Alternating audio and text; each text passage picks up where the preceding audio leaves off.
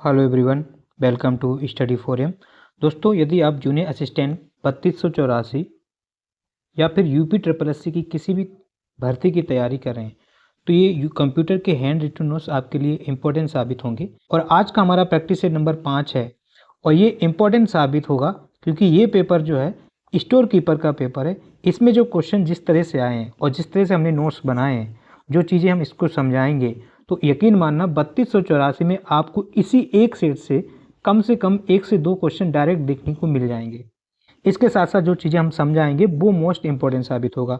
जब हम ये वीडियो रिकॉर्ड कर रहे हैं तो हमें नहीं पता कि कितना टाइम लगेगा इसे रिकॉर्ड करने में, लेकिन इसे हम अच्छे से, प्यार से, बड़े इम्तिनान से हम लोग इसको समझेंगे और ये चैप्टर, ये सेट जो है इम्पोर्टेंट है। क्लियर? तो चलिए स्टार्ट करते हैं। ये पेपर आपका स्टोर कीपर का पेपर है। पहला प्रश्न क्या पूछा गया था, और चूंकि इसमें काफ़ी डिटेल में पढ़ाएंगे तो धैर्यपूर्वक पढ़ना, सुनते रहना, मजा आएगा। पीडीएफ आपको इसकी मिल जाएगी, ठीक है।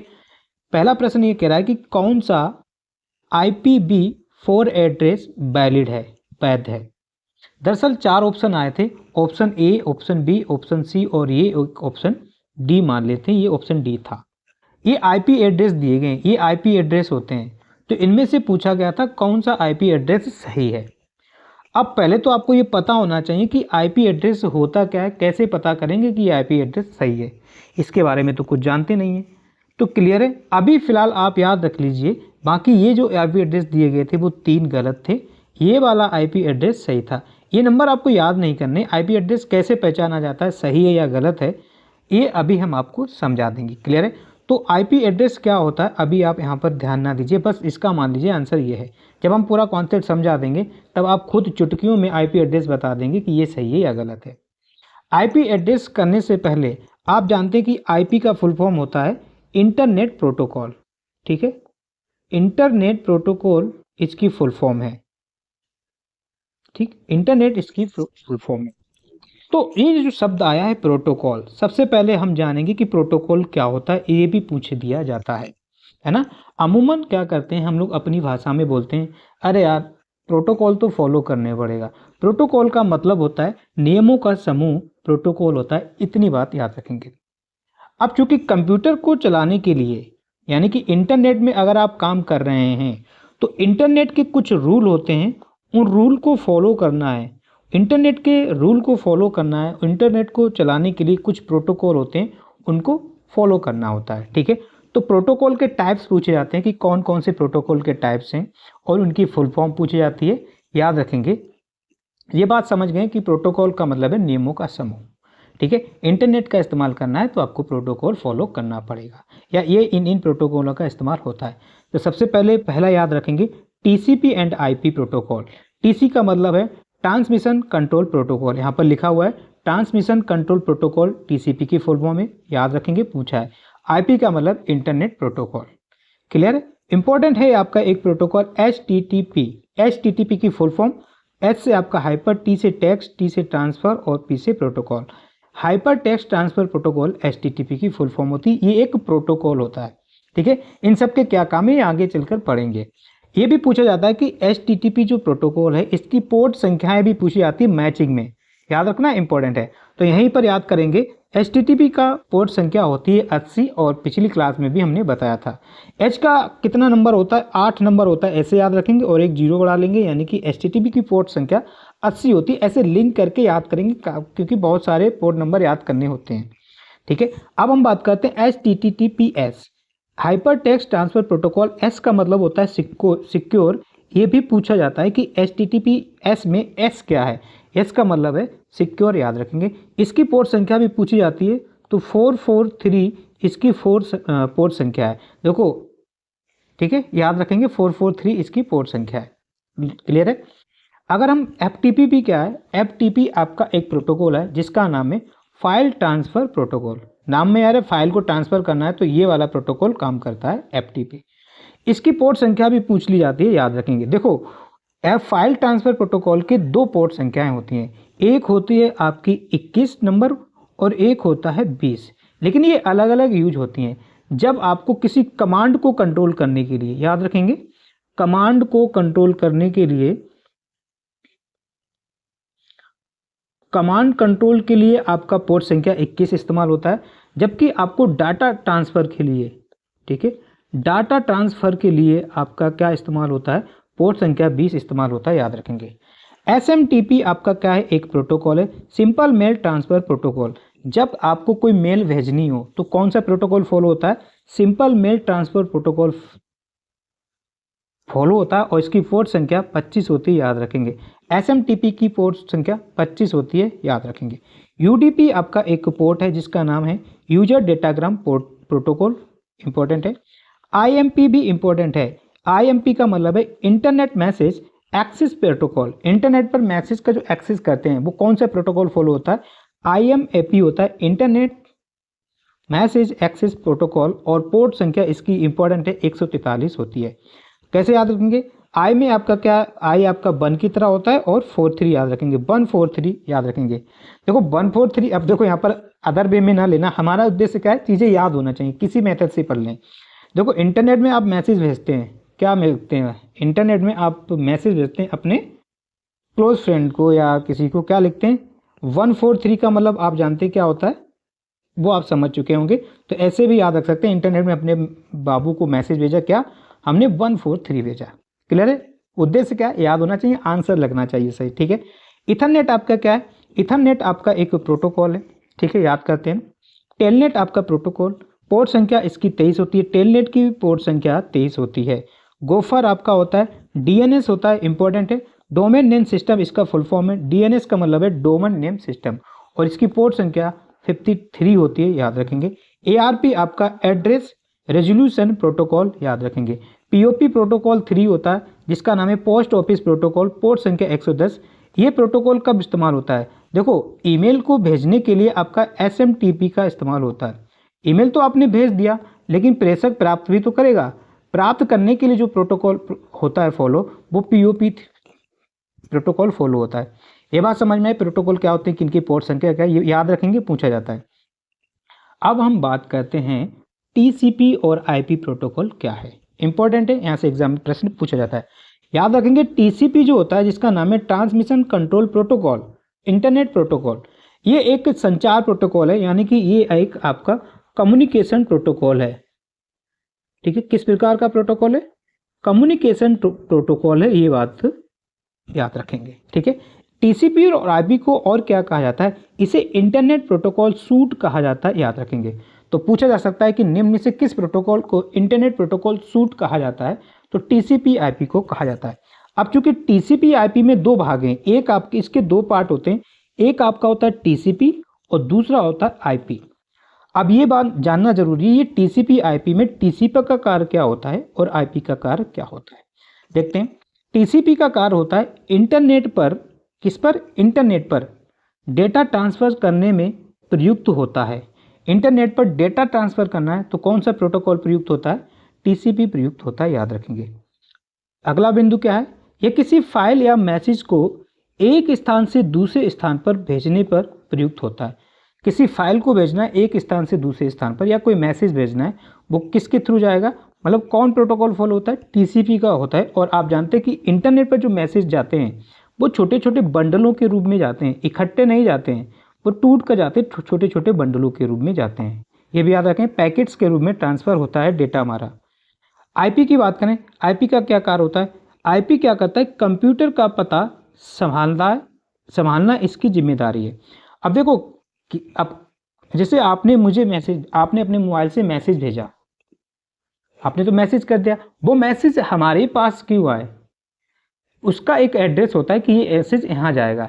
दरअसल क्या होता है कि जब हम कोई डेटा मैसेज भेजते हैं, मैसेज माना कि कोई भेजा, तो उसके किनारे जितने भी नेटवर्क होते हैं, वो सबसे, मैसेज कोई भी होता है वो सबसे पहले अपने नियरेस्ट नेटवर्क के पास जाता है, और इन नेटवर्क के पास लगा होता है दोस्तों राउटर, ठीक, हर नेटवर्क पर राउटर लगा होता है।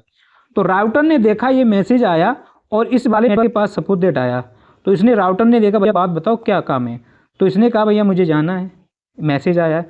तो इस राउटर ने कहा पता बताओ दिखाओ क्या है, तो उसने जब पता देखा तो उसने कहा ये तो एड्रेस गलत है, ये आपका IP एड्रेस गलत है, ये आपका एड्रेस नहीं है। तो अच्छा कहता भैया चलो ठीक है सॉरी। फिर वो दूसरे नेटवर्क पे जाता है, वहाँ गया तो वहाँ पर भी राउटर होता है, पता देखता है नहीं ये आपका एड्रेस नहीं है।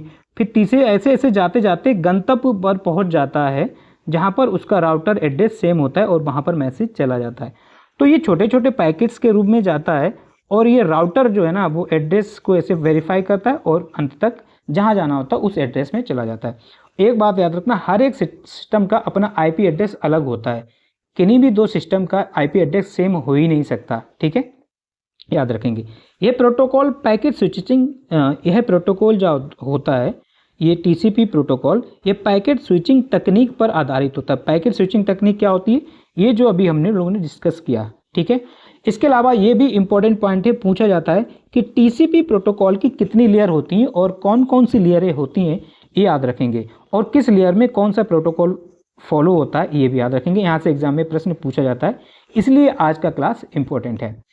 टीसीपी की 4 लेयर होती हैं, देखो पूछा जाता है टीसीपी प्रोटोकॉल की 4 लेयर होती हैं, जबकि ओएसआई मॉडल की हम लोगों ने बात की थी, कितनी लेयर होती हैं, 7 लेयर होती हैं, ये भी याद रखेंगे। टीसीपी प्रोटोकॉल की 4 लेयर कौन कौन सी होती हैं, एक होती है आपकी एप्लीकेशन लेयर, दूसरी होती है आपकी ट्रांसपोर्ट लेयर, तीसरी लेयर होती है आपकी इंटरनेट लेयर और चौथी लेयर होती है होस्ट टू नेटवर्क लेयर। ये 4 लेयरें याद होनी चाहिए। ट्रिक से अगर हम बात करें तो कहेंगे भैया आपने तो अति ही कर दी, क्या कर दी, अति कर दी, अति करके याद रखेंगे, आपने तो अति कर दी। ATIH application layer, transport layer, आई से आपका इंटरनेट लेयर, एच से आपका होस्ट टू नेटवर्क लेयर। इसके अलावा ये जो पॉइंट लिखे ना ये मोस्ट इंपॉर्टेंट है, पूछा जाता है कि कौन सा प्रोटोकॉल किस लेयर पर काम करता है। तो एप्लीकेशन लेयर पर काम करते हैं आपका file transfer protocol, application layer पर करता है, डायरेक्ट पूछा जाता है। सिंपल मेल ट्रांसपोर्ट SMTP आपका क्या है, simple mail transport protocol application layer है, याद रखेंगे, एप्लीकेशन लेयर पर कार्य करता है। SNAP ये भी आपका एप्लीकेशन लेयर पर कार्य करता है और टेलनेट आपका एप्लीकेशन लेयर प्रोटोकॉल है, याद रखेंगे। भाई हम ट्रांसपोर्ट लेयर की बात करें तो TCP आपका क्या है, ट्रांसपोर्ट लेयर है, याद रखेंगे। UDP आपका क्या है, ट्रांसपोर्ट लेयर है। IP आपका क्या है, इसे हम इंटरनेट प्रोटोकॉल कहते हैं, ये आपका इंटरनेट लेयर है, ठीक है। होस्ट टू नेटवर्क लेयर के अंतर्गत आपका लोकल एरिया नेटवर्क आपका क्या है, होस्ट टू नेटवर्क लेयर है, ठीक है, इस पर काम करता है या है मान लो, जैसे भी याद करेंगे। जो होस्ट टू नेटवर्क लेयर है इसको हम लोग नेटवर्क इंटरफेस लेयर भी कहा जाता है, ये भी पॉइंट याद रखेंगे, इंपॉर्टेंट है, क्लियर है। इसके बाद अब हम जानते हैं कि अब हम लोगों ने TCP और ये प्रोटोकॉल थे, क्या समझ गए। अब हम जानते हैं IP एड्रेस क्या है। अब हम धीरे धीरे अपने क्वेश्चन की तरफ बढ़ रहे हैं। IP जो एड्रेस होता है वो एक संख्यात्मक लेवल है, यानी कि उसमें सिर्फ और सिर्फ संख्याएं होती हैं, यानी कि नंबर होते हैं IP एड्रेस में, ठीक है, एक संख्यात्मक लेवल है, ये याद रखेंगे। ये करता क्या है IP एड्रेस, किन्हीं दो कंप्यूटरों का IP एड्रेस एक समान नहीं हो सकता, ये हमने आपको पहले भी बताया था। किन्हीं दो कंप्यूटरों का अगर IP एड्रेस एक समान होगा तो सारे मैसेज जो उस पर जाएगा तो वो इस पर भी, मतलब हमने यहाँ से मैसेज भेजा और दो एड्रेस सेम है, तो आप अगर आप ही किसी घर में जाएंगे और दोनों घर ऐसी जगह जाएं, दोनों को सेम पता हो, तो आप कंफ्यूज हो जाएंगे ना, कहाँ जाएंगे। तो ऐसे मैसेज को भी कंफ्यूजन होता होगा कि वो कहाँ जाना है, इसलिए क्या है कि सबका यूनिक एड्रेस होता है, एक समान एड्रेस नहीं होता है। तो वो IP एड्रेस क्या होता है, सबका एक एड्रेस होता है, ठीक है, ये एक विशेष पहचान है। IP एड्रेस किसी सिस्टम की एक विशेष पहचान होती है। मुख्यतः 2 कार्य हैं IP एड्रेस के, मुख्यतः 2 कार्य होते हैं, कौन कौन से। पहला कार्य ये होता है कि होस्ट या नेटवर्क इंटरफेस की पहचान करना, दूसरा स्थान पता की पहचान करना, कहाँ पर जाना है, इसके ये 2 कार्य होते हैं, क्लियर है। IP एड्रेस के बारे में इतना पता चला। अब जो IP एड्रेस होता है, इस IP एड्रेस के दोस्तों 2 भाग होते हैं। IP एड्रेस के कितने भाग होते हैं, 2 भाग होते हैं, इसको याद रखेंगे। कौन कौन सा होता है, नंबर 1 याद रखेंगे, IP एड्रेस के 2 भाग होते हैं, एक होता है आपका नेटवर्क भाग जिसे हम नेटवर्क पार्ट कहें, और दूसरा होता है आपका होस्ट भाग। सिंपल है, एक आपका होता है नेटवर्क भाग, दूसरा होता है आपका होस्ट भाग। जो नेटवर्क भाग होता है वो एक यूनिक नंबर होता है, ये 2 बिट का होता है, 2 बाइट्स का होता है, ठीक है। कितने बाइट्स का होता है, ये 2 बाइट का होता है, याद रखेंगे, 2 बाइट का होता है आपका नेटवर्क भाग। जबकि वहीं होस्ट भाग की बात करें तो ये प्रत्येक होस्ट को सौंपा जाता है। होस्ट पार्ट जो होता है वो प्रत्येक होस्ट को सौंपा जाता है। ये नेटवर्क पर मशीन की पहचान करता है। नेटवर्क पर मशीन की पहचान कौन करता है, आपका होस्ट भाग करता है, नेटवर्क पर प्रत्येक होस्ट के लिए एड्रेस का नेटवर्क पार्ट समान होगा। ठीक है, क्या कह रहा है कि किसी भी आईपी एड्रेस में नेटवर्क भाग जो होगा, नेटवर्क जो पार्ट होगा वो एक समान हो सकता है, लेकिन होस्ट पार्ट जो है वो अलग अलग होगा। ये अलग अलग होगा, एक जैसा किसी का नहीं होगा। यानी कि ये बात एग्जाम्पल के थ्रू समझते हैं। यहाँ पर जो नंबर लिखा हुआ है ये एक आईपी एड्रेस है। ये क्या है? ये आपका आईपी एड्रेस है। इस आईपी एड्रेस के पहले जो 9 अंक हैं 1 2 3 डॉट, ये सब सीखेंगे ये कैसे आया, ये क्या है। अभी हम आपको बता रहे हैं, ये पार्ट समझा रहे हैं। तो पहले ये जो 3 हैं इनको हम नेटवर्क पार्ट कहते हैं, और अंतिम वाले ये जो 3 हैं, मतलब अंतिम ये पहला कॉलम यानी कि ये 3 नंबर हैं, इसको हम होस्ट पार्ट कहते हैं। ये किसी आईपी एड्रेस के 2 या 2 से अधिक ये सेम हो सकते हैं, ये संख्याएं सेम हो सकती हैं, लेकिन किसी भी आईपी एड्रेस का ये अंतिम वाले जो 3 नंबर होते हैं या अंतिम वाला जो स्लॉट होता है, देखो 4 स्लॉट होते हैं आईपी एड्रेस में, ये भी हम बताएंगे। तो अंतिम वाला जो स्लॉट होता है ये आपका होस्ट पार्ट कहलाता है, ये हम कहना चाह रहे थे। ये किसी भी आईपी एड्रेस का सेम नहीं होता, ये 3 स्लॉट के नंबर किसी के सेम हो सकते हैं। उम्मीद करता हूँ ये बात क्लियर हुई होगी। अब हम बात करते हैं आईपी एड्रेस के वर्जन। वर्तमान में अगर हम देखें तो आईपी एड्रेस के 2 वर्जन हैं। एक होता है IPv4 इंटरनेट प्रोटोकॉल, बी से आपका वर्जन 4, और एक है आपका इंटरनेट प्रोटोकॉल वर्जन 6। तो अभी आपके आईपी एड्रेस के 2 वर्जन हैं। ठीक है, इस वर्जन से प्रश्न पूछा गया था।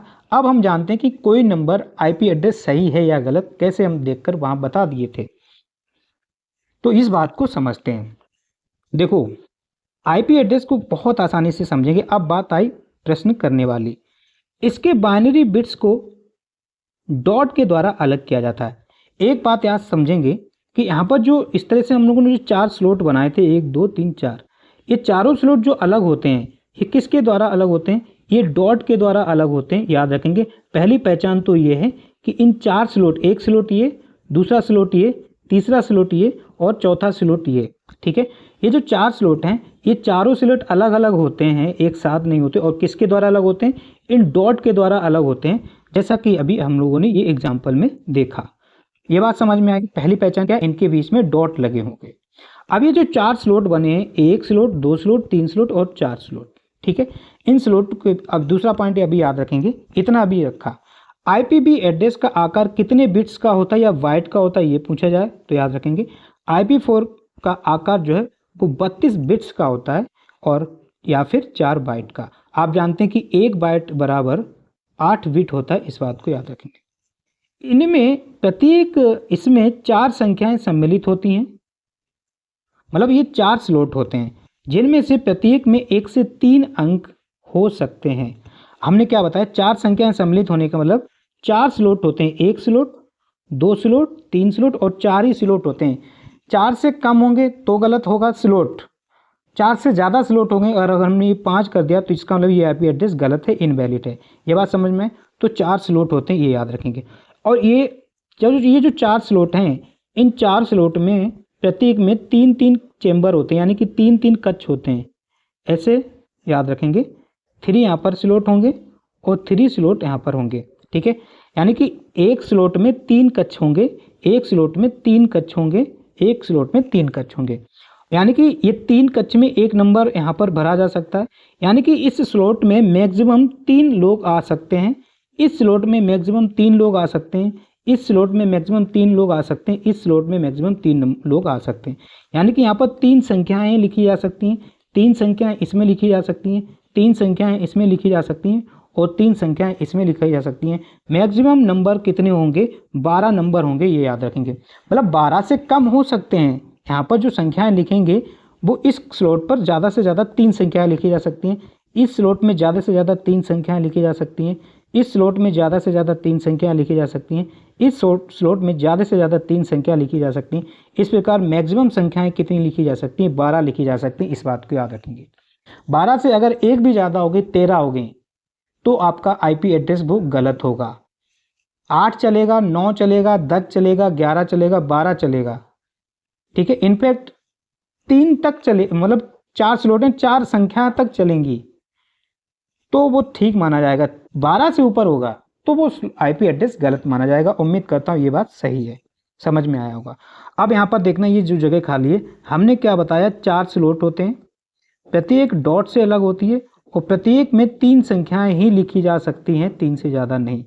यहाँ पर 3 नंबर कौन से लिखे जा सकते हैं, यहाँ पर जो नंबर आएगा वो 0 और 255 से के बीच ही लिखी जा सकती है। यानी कि यहाँ पर जो संख्या हम लिख सकते हैं, या तो 0 लिख सकते हैं, 1 लिख सकते हैं, 2, यानी कि 255 तक लिखा जा सकता है।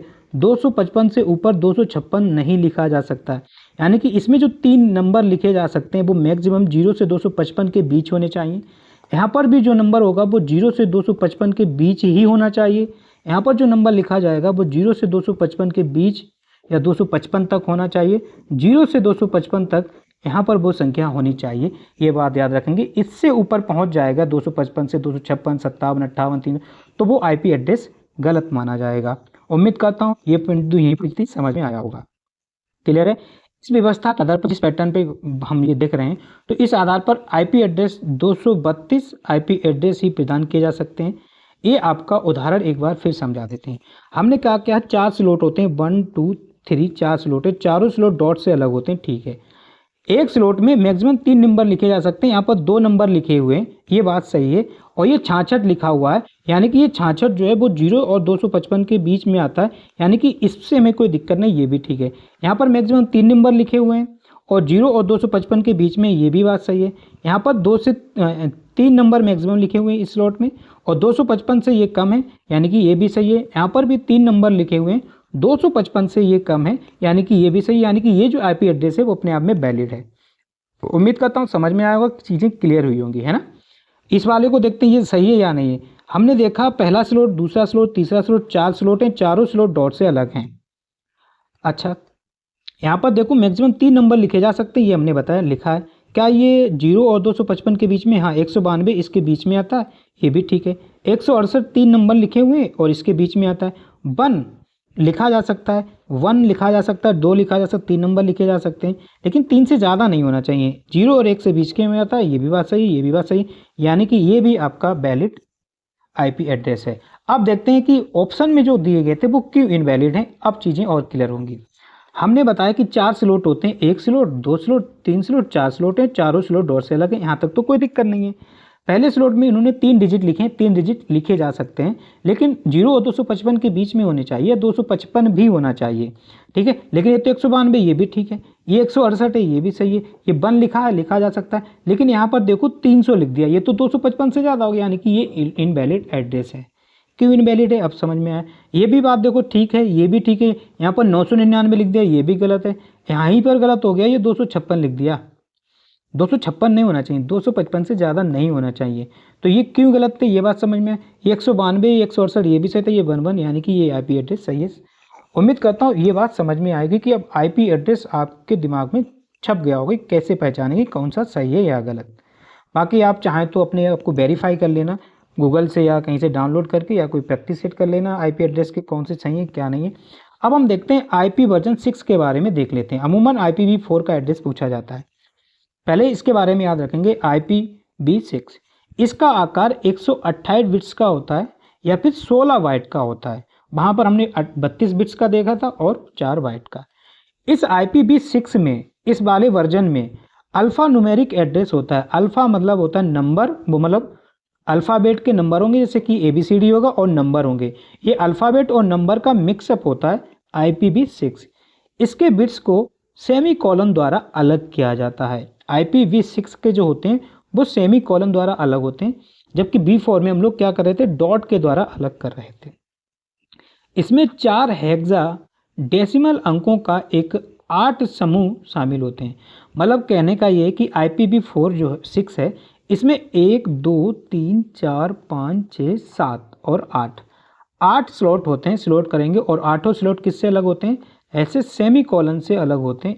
ये इसकी पहचान याद रखेंगे, ठीक है। और इसमें एक स्लॉट में कितने लोग आ सकते हैं या कितने हेक्सागोन डेसिमल लिख सकते हैं, 1 2 3 4। यहाँ पर मैक्सिमम 4 लिखे जा सकते हैं, मैक्सिमम 4 लिखे जा सकते हैं, मैक्सिमम 4 लिखे जा सकते हैं, 4 4 4 4 इस तरह से, ठीक है। तो कुल इस अरेंजमेंट में अगर हम देखें तो कुल 2128 IP एड्रेस दिए जा सकते हैं IPv6 6 फॉर्मेट में, इस वर्जन में। इसमें हेडर क्षेत्रों की संख्या 8 होती है, यानी कि जो हम स्लॉट बोल रहे थे इसे हेडर क्षेत्र भी कहते हैं। ठीक है, बाकी ये इस तरह से आईपी एड्रेस होता है, ये समझ लेंगे। उम्मीद करता हूँ ये बात समझ में आई होगी। अब बढ़ते हैं नेक्स्ट प्रश्न की तरफ, प्रश्न नंबर 2। ठीक है, ये भी इंटरनेट प्रोटोकॉल से संबंधित है। IPv4 नेटवर्क में जो हम लोगों ने अभी सीखा इंटरनेट प्रोटोकॉल वर्जन 4 में, अगर आपने नेटवर्क एड्रेस ट्रांसलेटर का उपयोग करने का प्राथमिक कारण क्या है, मतलब IPv4 में इस नेटवर्क का इस्तेमाल किया जाता है, नेटवर्क एड्रेस ट्रांसलेशन का उपयोग क्यों किया जाता है, ये प्रश्न पूछा था। याद रखेंगे कैसे? कई उपकरणों को एक सार्वजनिक आईपी साझा करने की अनुमति देकर हम कई एक सारे उपकरण एक दूसरे से जुड़े हैं, हम इनको एक सार्वजनिक एक ही एड्रेस देना चाहते हैं कि आपको यहाँ पर जाना है। ठीक है, एक कई लोग हैं, मानो कई सारे नेटवर्क जुड़े हैं, इनको हमने एक एड्रेस दे दिया कि भैया आपको डेटा यहाँ तक पहुँचाना है। सबको अलग अलग दे दिया काम, जाना एक ही एड्रेस पर है, अलग अलग सिस्टम है, जाना एक एड्रेस पर है, समझ रहे हो? तो इसके लिए हम नेटवर्क एड्रेस ट्रांसलेशन का इस्तेमाल करते हैं। ये इसलिए करते हैं ताकि अनुमति देकर सार्वजनिक एड्रेसों को संरक्षित किया जाए। अब जो हम लोगों ने एड्रेस दिया है इन सब को, ये किसी और को ना बता दें, ये एड्रेस पता रहे, किसी और को ना पता लगे। इसको ये पता लगे भैया ये एड्रेस मुझको भी पता है, इसको यही पता लगे कि ये एड्रेस मुझको ही पता है, इसको ये पता लगे ये एड्रेस तो सिर्फ मुझको ही पता है, और इसको भी यही पता लगे कि ये एड्रेस मुझको पता है। यानी कि इन चारों को कानो कान खबर नहीं होनी चाहिए, दो जाने सबको एक ही जगह है। इसलिए इस नेटवर्क एड्रेस ट्रांसलेशन का इस्तेमाल किया जाता है। याद रखें, एड्रेस को संरक्षित करने के लिए NAT का इस्तेमाल किया जाता है IPv4 में। उम्मीद करता हूँ ये बात समझ में आएगी, जनरल बात के थ्रू हम लोगों ने समझ ली। अगला प्रश्न क्या पूछा गया था? प्रश्न ये पूछा गया था कि कौन सा सेंसर मुख्य रूप से स्मार्टफोन में रोटेशन और कोणीय वेग का पता लगाने के लिए उपयोग किया जाता है। आप जानते हैं जैसे कि हमने गाड़ी में गियर होता है या गेम खेलते हैं हम, जॉयस्टिक्स जो खेलते हैं ना गेम, हाँ, उसमें गेमिंग और संवर्धित वास्तविक अनुप्रयोगों का बढ़ाया जा सके, उसमें क्या होता है जायरोस्कोप का इस्तेमाल होता है। जहाँ भी आपको रोटेशनल डिवाइस मिलेगी तो वहाँ पर आप जायरोस्कोप आंसर मार देंगे, ये याद रखेंगे। इसके अलावा ऑप्शन में प्रोक्सिमिटी सेंसर दिया था। प्रोक्सिमिटी का मतलब क्या होता है? नज़दीक। ठीक है, एक ऐसी डिवाइस, प्रोक्सिमिटी सेंसर एक ऐसी डिवाइस है जो बिना किसी भौतिक संपर्क के, मतलब बगैर किसी टच किए हुए पास की वस्तुओं की उपस्थिति या निकटता का पता लगाना प्रोक्सिमिटी सेंसर के थ्रू किया जाता है। क्लियर है? बढ़ते हैं नेक्स्ट प्रश्न की तरफ।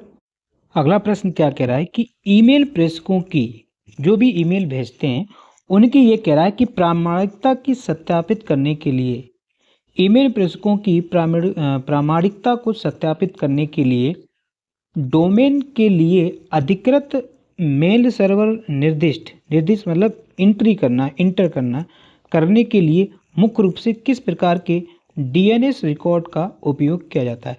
दरअसल क्या है कि दोस्तों, डोमेन के क्या होते हैं, DNS जो डोमेन नेम सिस्टम होता है, इसके कुछ रिकॉर्ड्स होते हैं। तो ये कह रहा है कि जब आप ईमेल प्रेषक कोई ईमेल भेजता है तो उसकी प्रामाणिकता को सत्यापित करने के लिए कौन सा रिकॉर्ड काम करता है? DNS का। ठीक है, याद रखेंगे। तो DNS के कुछ रिकॉर्ड होते हैं, वो रिकॉर्ड कौन कौन से होते हैं अभी हम डिस्कस करेंगे। उन रिकॉर्ड में से कौन सा ऐसा रिकॉर्ड है जो ये देखता है, उनकी प्रामाणिकता चेक करता है। तो याद रखेंगे SPF रिकॉर्ड जो है वो प्रामाणिकता ईमेल प्रेषकों की करता है।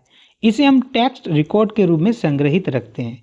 ये बात समझ में आए, याद रख लेंगे कि SPF रिकॉर्ड ईमेल प्रेषकों की प्रामाणिकता की जांच करता है या उसको सत्यापित करता है। ये बात समझ में आए। किसके लिए? डोमेन के लिए अधिकृत मेल सर्वर निर्दिष्ट करने के लिए मुख्य रूप से किस प्रकार के DNS का रिकॉर्ड का उपयोग किया जाता है? SPF रिकॉर्ड का किया जाता है। अब यहाँ पर ये टर्म आया DNS क्या होता है, हम लोगों ने पढ़ा भी था, डोमेन नेम सिस्टम। ठीक है, DNS की अगर हम बात करें तो DNS की फुल फॉर्म भी याद रखेंगे, पूछा जाता है। तो डोमेन नेम सिस्टम इसकी फुल फॉर्म है। क्या इसकी फुल फॉर्म है? याद करने की कोशिश करेंगे। D से आपका डोमेन, N से आपका नेम, H से आपका सिस्टम। अब ये DNS का काम क्या होता है, ये अगर हमें पता चल जाए तो चीज़ें और क्लियर होंगी। डोमेन नेम सिस्टम का काम यह होता है, डोमेन नेम का काम नहीं, डोमेन नाम को आईपी एड्रेस में परिवर्तित करना इसका मुख्य काम होता है। आप जानते हैं कि जब हम जीमेल अगर हम अच्छा हमारी कोई जीमेल होती है, जैसे कि मैंने बोला study4am@gmail.com, ठीक है, ये हमारी जीमेल है। इस जीमेल का जो @ के पहले का वर्ड होता है उसे यूजर नेम कहते हैं, और ये जो @ के बाद का जो नाम होता है इसे डोमेन नेम कहते हैं, ठीक है। तो ये क्या करता है कि डोमेन नाम को आईपी एड्रेस में परिवर्तित करना इसका काम होता है, किसका? Domain name system. नाम में ही आ रहा है डोमेन नेम सिस्टम, ठीक है। तो डोमेन नेम को आईपी एड्रेस में कौन परिवर्तित करता है, ये अगर पूछा जाए तो आप कहेंगे डीएनएस करता है। ये बात समझ में आ गई। अगला पॉइंट डीएनएस का क्या है, ये क्लाइंट सर्वर मॉडल, यहाँ पर क्या होगा, मॉडल पर कार्य करता है, क्लाइंट और सर्वर के बीच काम करता है, ये भी याद रखेंगे। पूछा जा सकता है कि डीएनएस सिस्टम जो है वो किस किस के बीच में काम करता है, क्लाइंट और सर्वर के बीच में काम करता है या इसके मॉडल पर कार्य करता है, याद रखेंगे, इंपॉर्टेंट है, ऐसे ही एग्जाम में प्रश्न पूछे जाते हैं, ठीक है। अगला पॉइंट, यह एक इंटरनेट सर्विस है। डीएनएस क्या है, आपकी एक इंटरनेट सेवा है, क्लियर है। हमने आपको जब प्रोटोकॉल बताया था तो ये बताया था कि डीएनएस किस लेयर पर कार्य करता है। इंटरनेट प्रोटोकॉल की जो 4 लेयरें हमने बताई थी, जिसे हमने अति करके ट्रिक बताई थी, अति हो गई ये भाई, है ना। Application layer, transport layer, internet layer और आपका होस्ट टू नेटवर्क लेयर थी, ठीक है। तो ये एप्लीकेशन लेयर पर काम करती है, याद रखेंगे। डीएनएस आपका एप्लीकेशन लेयर है, एप्लीकेशन लेयर प्रोटोकॉल है, ये याद रखेंगे। क्लाइंट और सर्वर के बीच ये काम क्या करता है, क्लाइंट और सर्विस के बीच मैसेज आदान प्रदान के लिए उपयोग किया जाता है, याद रखेंगे, इंपॉर्टेंट है। तो क्लाइंट और सर्वर के बीच मैसेज का आदान प्रदान के लिए किसका इस्तेमाल किया जाता है, डीएनएस का किया जाता है, डोमेन नेम सिस्टम का किया जाता है। डीएनएस में यानी कि डोमेन नेम सिस्टम में हम बार बार इसलिए फुल फॉर्म बोलते हैं ताकि आपके माइंड में सेट हो जाए। डीएनएस का मतलब है डोमेन नेम सिस्टम में सभी डोमेन नेम को, सभी डोमेन नेम और संबंधित आईपी एड्रेस का भंडारण होता है, ठीक है। तो ये भी पूछा जाता है कि किस सिस्टम में या किस में डोमेन नेम और उससे संबंधित आईपी एड्रेस कहाँ पर भंडारित होती हैं, स्टोर होती हैं, तो कहाँ होती हैं, डीएनएस में होती हैं, क्लियर है, याद रखेंगे, इंपॉर्टेंट है। अब ये भी पूछा जा सकता है कि डीएनएस के घटक कौन कौन से होते हैं। डीएनएस का घटक आपका डोमेन होता है, डोमेन नेम इसका घटक होता है, नेम का सर्वर इसका घटक होता है, नेम रिजॉल्वर इसका घटक होता है, नेम कैसेस इसका घटक होता है, और जोन ये डीएनएस के घटक हैं, इस बात को भी याद रखेंगे। अब जो हम लोग डोमेन कह रहे थे, डोमेन हमने आपको बता दिया क्या है, किसी वेबसाइट का पता आपका एक डोमेन होता है, ठीक, किसी भी वेबसाइट का पता डोमेन होता है। डोमेन के अंतर्गत हम पढ़ेंगे टॉप लेवल डोमेन क्या होता है। टॉप लेवल डोमेन कौन से होते हैं, जिसे हम टीएलडी कहते हैं, टीएलडी का मतलब है टॉप लेवल डोमेन, ठीक है। अब ये जो टॉप लेवल डोमेन है ये 2 प्रकार के होते हैं। कितने प्रकार के, 2 प्रकार के होते हैं, याद रखेंगे। एक आपका जीटीएलडी, आपका क्या है, जीटीएलडी आपका एक टॉप लेवल डोमेन है, जीट से आपका जेनेरिक टॉप लेवल डोमेन। एक होता है आपका सीसीटीएलडी, सीसीटीएलडी, सी से मतलब country code top level domain, ठीक है। ये जो जीटीएलडी होते हैं, जेनेरिक टॉप लेवल डोमेन होते हैं, ये किसी संगठन, किसी ऑर्गेनाइजेशन के डोमेन होते हैं, जैसे .com, .biz, .org, .gov government, ठीक है। और ये जो किसी कंट्री कोड के होते हैं, .in का मतलब इंडिया, .in आपका किस प्रकार का डोमेन है, ये आपका टॉप लेवल डोमेन है, और उसके अंतर्गत भी ये आपका सीसीटीएलडी डोमेन है, कंट्री कोड टीएलडी है, ठीक है। .ca का मतलब है कनाडा। अब ये कुछ डोमेन नेम है, याद रखेंगे, इसकी फुल फॉर्म एग्जाम में पूछी जाती हैं, ठीक है। .com का मतलब क्या होता है, .com का मतलब होता है आपका कॉमर्शियल, .edu का मतलब होता है एजुकेशन, .org का मतलब होता है ऑर्गेनाइजेशन, .gov का मतलब होता है गवर्नमेंट, .mil का मतलब होता है मिलिट्री, .co का मतलब होता है कंपनी, .info का मतलब होता है इंफॉर्मेशन, और .net का मतलब होता है नेटवर्किंग, याद रखेंगे। बढ़ते हैं नेक्स्ट प्रश्न की तरफ। अभी नेक्स्ट प्रश्न नहीं है, जो हम लोगों ने बात की थी कॉमन डोमेन सिस्टम की, नहीं, common DNS domain name system के रिकॉर्ड्स की बात की थी, कितने रिकॉर्ड्स होते हैं। यहाँ पर हम लोगों ने कुल 9 रिकॉर्ड पढ़ेंगे। ठीक है, डोमेन नेम सिस्टम की कितने रिकॉर्ड हैं? 9 रिकॉर्ड हैं, और 9 रिकॉर्डों के क्या क्या काम है ये यहाँ पर हम लोग देखेंगे। क्लियर है? तो पहला हम जानेंगे ए रिकॉर्ड। क्या रिकॉर्ड है? डीएनएस के रिकॉर्ड्स के अंतर्गत पहला हम लोग देखेंगे ए रिकॉर्ड्स, और इस ए रिकॉर्ड्स का इंटरनेट में क्या काम होता है। आप जानते हैं डीएनएस किस में काम करता है? इंटरनेट आधारित एक सिस्टम है। ये क्या करता है? ये डोमेन नाम को IPv4 पते में अनुवादित करता है। तो यही तो पूछा जा सकता है कि डोमेन नेम को IPv4 के पते में कौन सा रिकॉर्ड अनुवादित करता है? तो आप कहेंगे ए रिकॉर्ड करता है। जैसे पीछे वाले एग्जाम में क्या पूछा था कि प्रामाणिकता को सत्यापित कौन करता है? वो SPF रिकॉर्ड करता है। ऐसे यहाँ पर ये पूछा जा सकता है कि डोमेन नाम को IPv4 पते में अनुवादित करता है, कौन करता है? ए रिकॉर्ड करता है। और यह वेब ट्रैफिक रूटिंग के लिए सबसे बुनियादी प्रकार है। क्लियर है? ए रिकॉर्ड के बारे में इतनी बात को याद रखेंगे। तीसरा डीएनएस का रिकॉर्ड है आपको, दूसरा डीएनएस का जो रिकॉर्ड है वो 4A रिकॉर्ड, मतलब AAA रिकॉर्ड। यह क्या काम करता है? यह क्या करता है? डोमेन नेम को IPv6 पते में मैप करता है। ठीक है, ए रिकॉर्ड IPv4 में करता है, जबकि 4A रिकॉर्ड डोमेन नेम को IPv6 पते में मैप करता है। ठीक है, यहाँ पर मैप में होगा, जिसका उपयोग आधुनिक इंटरनेट ट्रैफिक के लिए किया जाता है। इस बात को रखेंगे। ये कौन करता है? ए रिकॉर्ड करता है। इसके अलावा तीसरा रिकॉर्ड हम देखें, सी नेम रिकॉर्ड। ठीक है, सी नेम रिकॉर्ड क्या है? यह डोमेन नेम को दूसरे डोमेन नाम की ओर इंगित करते हुए एक उपनाम बनाता है। यह डोमेन नाम को दूसरे डोमेन नाम की ओर इंगित करते हुए एक उपनाम बनाता है। कौन? सी नाम। याद रखेंगे। यहाँ पर नेम लिखा है तो क्लिक भी कर सकते हो, ऑप्शन से नेम मिलना चाहिए। ठीक है, उपनाम बनाता है सी नेम। MX रिकॉर्ड क्या करता है? चौथा रिकॉर्ड है डीएनएस का MS रिकॉर्ड। ये क्या करता है? ये किसी डोमेन के लिए, किसके लिए? किसी भी डोमेन के लिए मेल सर्वर निर्दिष्ट करता है। निर्दिष्ट का मतलब होता है इंटर करना है, एंट्री करना है ना। तो किसी मेल सर्वर को निर्दिष्ट करता है तथा ईमेल ट्रैफिक को निर्देशित करता है। याद रखेंगे, ईमेल ट्रैफिक को कौन निर्देशित करता है? MX रिकॉर्ड करता है। और डीएनएस का हम NS रिकॉर्ड का क्या काम करता है ये देखें। ये किसी डोमेन के लिए आधिकारिक नाम सर्वरों की सूची बनाता है। कौन? NS record. अगला रिकॉर्ड देखें, SRB रिकॉर्ड का क्या काम होता है? याद रखेंगे, SRB रिकॉर्ड जो है वो पोर्ट नंबर और होस्ट नाम सहित डोमेन द्वारा प्रदान की जाने वाली सेवाओं के बारे में जानकारी देता है। कौन? SRB record. ये वाला आपसे एग्जाम में पूछा गया था, TXT रिकॉर्ड। ठीक है, पाठ्य जानकारी संग्रहित करना। पाठ्य जानकारी का मतलब कोई भी आपने टेक्स्ट मैसेज वगैरह हैं, इनकी जानकारी संग्रहित करना है। इसका उपयोग डोमेन सत्यापन, ईमेल की सुरक्षा करना आपका टेक्स्ट रिकॉर्ड होता है, जो SPF और DKIM, ये भी याद रखेंगे, DKIM। PTR रिकॉर्ड का काम क्या होता है? ये रिवर्स डोमेन नेम लुकअप करता है, IP पते को डोमेन नाम पर मैप करता है। ये IP को डोमेन पर कन्वर्ट करता है। कौन? PTR record. ठीक है, CAA रिकॉर्ड की बात करें, यह निर्दिष्ट करता है कि कौन से प्रमाण पत्र प्राधिकारी को डोमेन के लिए प्रमाण पत्र जारी करने की अनुमति देता है। ये आपका CAA रिकॉर्ड करता है। उम्मीद करता हूँ ये सारे रिकॉर्ड आपको रट लेने होंगे, कैसे भी करके ये याद कर लो, एग्जाम में देखने को मिल सकता है ना।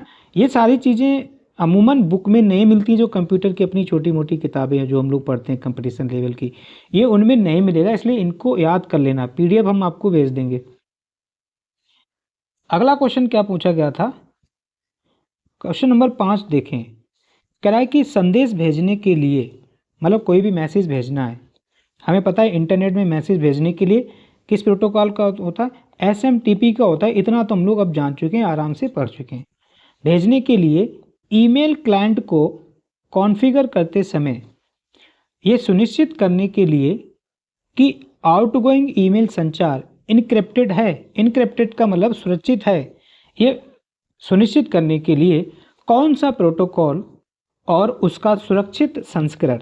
यहाँ पर ओनली प्रोटोकॉल पुरानी बात पूछता तो SMTP था, लेकिन वहाँ पर उन्होंने लिख दिया सुरक्षित संस्करण सबसे अधिक उपयोगी है।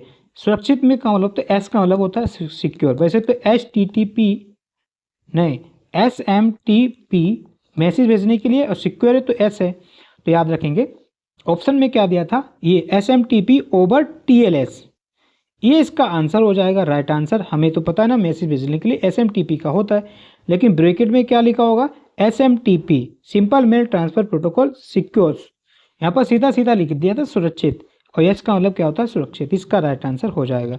आप जानते हैं ये भी पूछा जाता है कि SMTP एस में एस का क्या मतलब है, एस का मतलब सिक्योर है, इस बात को याद रखेंगे।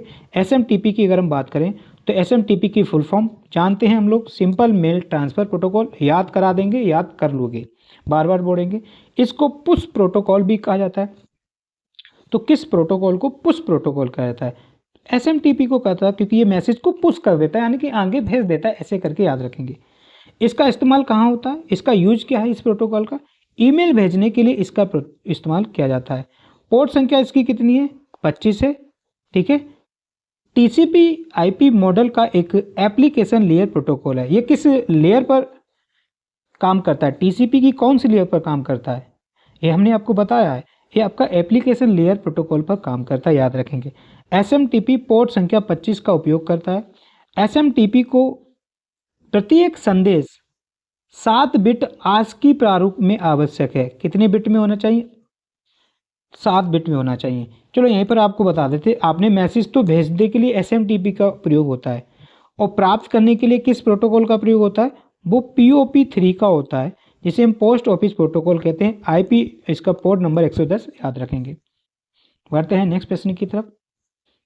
अगला प्रश्न क्या कह रहा है कि कौन सी संचार तकनीकी, यहाँ से पूछा है कि कौन सी जो संचार तकनीकी है, कम्युनिकेशन जो टेक्नोलॉजी है वो पूछा है, अपनी कम बिजली खपत और लंबी दूरी को की कनेक्टिविटी के लिए जानी जाती है।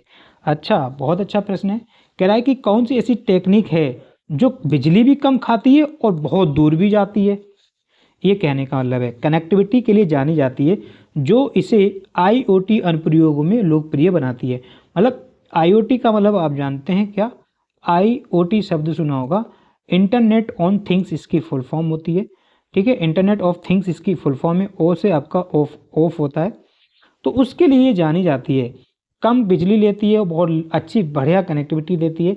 ये आपका लोरा वैन होता है। क्या है आपका, लोरा वैन आपका एक नेटवर्क है, याद रखेंगे, ठीक है। लोरा वैन की फुल फॉर्म याद करें तो लोरा में एलो का मतलब है, नोरा ना समझना, लोरा है, एल से आपका है लॉन्ग, आर से है आपका रेंज, लंबी रेंज की एक ये वाइड एरिया नेटवर्क होता है। लोरा नाम में आ रहा है, long range wide area network, याद रखेंगे। ये भी कभी प्रश्न फुल फॉर्म पूछी जा सकती है। ये लोरा वैन बनाया किसने, तो याद रखेंगे ये साइक्लो कंपनी द्वारा बनाया गया, ये एक फ्रांस की कंपनी है। ये रेडियो संचार तकनीकी है, याद रखेंगे। इसके अलावा चूंकि ये नेटवर्क से संबंधित प्रश्न पूछा था, तो नेटवर्क याद रखें, कंप्यूटर के कौन कौन से नेटवर्क हैं, क्लासिफिकेशन ऑफ नेटवर्क याद रखेंगे, इंपॉर्टेंट है, यहाँ से एग्जाम में प्रश्न पूछा जाता है, ठीक है। तो याद रखेंगे कंप्यूटर नेटवर्क के टाइप्स याद रखेंगे। आपका एक होता है पैन, पैन का मतलब होता है पर्सनल एरिया नेटवर्क, ठीक है। ये एक व्यक्ति अथवा संस्था के अधिकार क्षेत्र में आता है, क्योंकि ये पर्सनल होता है। इसकी रेंज बहुत कम होती है, 10 मीटर से 100 मीटर तक की इसकी रेंज होती है पर्सनल एरिया नेटवर्क की। अगला नंबर आता है लैन, लैन का मतलब होता है लोकल एरिया नेटवर्क। ये किसी ऑफिस या किसी बिल्डिंग में इस्तेमाल किया जाता है। इसकी जो रेंज होती है वो पैन से ज़्यादा होती है, और ये आपका 1 से 10 किलोमीटर तक की रेंज होती है। इसके अंतर्गत आता है इथरनेट। इथरनेट आपका क्या इंपॉर्टेंट है, ये आपका एक लोकल एरिया नेटवर्क है, याद रखेंगे। फिर आता है डब्लू लैन, मतलब वायरलेस लोकल नेटवर्क होता है, जैसे कि वाईफाई आपका क्या है, वायरलेस लोकल नेटवर्क है, याद रखेंगे, पूछा जा सकता है। कैन आपका कैंपस एरिया नेटवर्क होता है, ये किसी स्कूल, कॉलेज या यूनिवर्सिटी में इस प्रकार के नेटवर्क का इस्तेमाल किया जाता है। इसकी रेंज 1 से 5 किलोमीटर तक होती है, ये बात समझ में। फिर आता है आपका मैन, मैन का मतलब होता है मेट्रोपॉलिटन एरिया। ये एक मेट्रोपॉलिटन जो सिटी होती हैं, इसकी त्रिज्या 100 किलोमीटर तक को ये कवर कर लेती है। ये केबल टेलीविज़न नेटवर्क होता है, केबल के थ्रू ये नेटवर्क फैला होता है। फिर सबसे बड़ा जो होता है नेटवर्क वो होता है आपका बैंड वाइड एरिया नेटवर्क। ये किसी देश में फैला हो सकता है, पूरे महाद्वीप में फैला हो सकता है। इंटरनेट आपका क्या है, वाइड एरिया नेटवर्क है, जो कि नेटवर्कों का नेटवर्क कहलाता है। याद रखेंगे। बढ़ते हैं नेक्स्ट प्रश्न की तरफ। अगला प्रश्न एमएस वर्ड से रिलेटेड पूछा गया था। कह रहा है कि एमएस वर्ड में कौन सी सुविधा, एमएस वर्ड में ऐसी कौन सी सुविधा है जो आपको दस्तावेजों के विभिन्न अनुभागों में फॉर्मेटिंग विशेषताओं जैसे फॉन्ट, उसका रंग और रिक्ति आदि के एक सेट को परिभाषित करने और लगातार लागू करने की अनुमति देता है। तो याद रखेंगे वो स्टाइल्स देता है। याद रखेंगे, इंपॉर्टेंट है। स्टाइल आपको फॉन्ट, रंग इत्यादि आदि के एक सेट को परिभाषित करने और लगातार लागू करने की अनुमति देता है। स्टाइल्स याद रखेंगे।